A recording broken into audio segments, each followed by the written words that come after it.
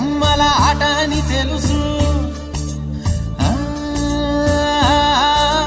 కథ అని తెలుసు, కథ అని తెలుసు, కథలన్నీ కంచికే చేరునని తెలుసు, తెలుసు తెర తొలుగుతుందని, తెలుసు తెల్లారుతుందని, తెలుసు ఈ కట్టె పుట్టుకుమంటదని, తెలుసు ఈ మట్టి మట్టిలో కలిసిపోతదని.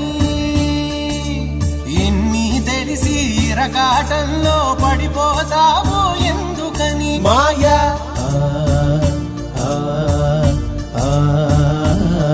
మాయా